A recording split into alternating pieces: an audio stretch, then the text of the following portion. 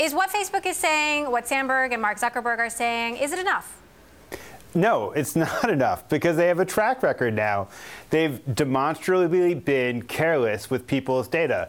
They've been voracious in collecting information and surveilling, and their business just too deeply depends on that collection of data. Without that collection of data, they're severely weakened. And so we can't trust companies at this point to be good stewards of data and privacy. We need to have rules, just as if we have rules in our financial system or agriculture or every other part of the American economy. What should the rules be? So I think we need to formulate something that's close to our own version of what the Europeans are doing with their new privacy regime, which is going to come online next month. I think we need to we need to give people opportunities to control their own data and control the ways in which they're surveilled across the internet. I think we need to make it harder for companies to impose terms of service agreements on users where users have zero ability to negotiate the terms. And so I don't think it's that hard to come up with a set of rules. I think that there are lots of examples out of there. I think we need to have a regulator that's committed to those rules. Right now, the FTC is so lax and so not on the ball when it comes to dealing with these questions. I think we need to have a national data protection authority like other countries do. You know, talk to us about the impact that you think all of this has had on journalism and data science. You know, obviously, I know you worked at the New Republic, actually. Right. You were pushed out under Chris Hughes, who's a co-founder of Facebook, who, interestingly, you know, has also, you know, talked a bit more freely about Facebook's responsibility in the world and the lack, potentially, of them rising to such a responsibility. But how is this affecting news and how we get it?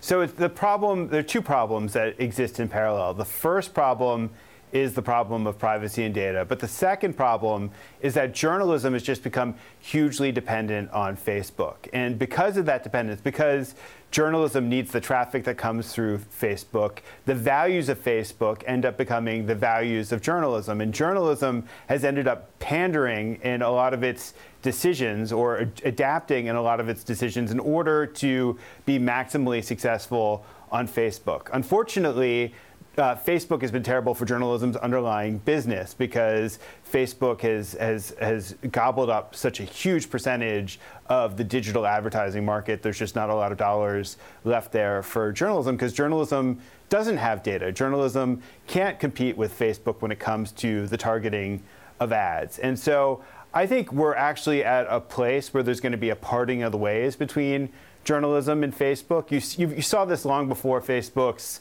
most recent Cambridge Analytica crisis, where Facebook was starting to adapt to return to its core model of being a true social network that's about friends, keeping in touch with friends, sharing pictures with friends, and that journalism was going to be devalued in its algorithms. And I think that ultimately, that decision and that separation is going to be healthy both for journalism and also healthy for Facebook itself. Because Facebook doesn't want to be in the role of being the global arbiter of truth. What would you like to see from Mark Zuckerberg next week when he testifies before Congress?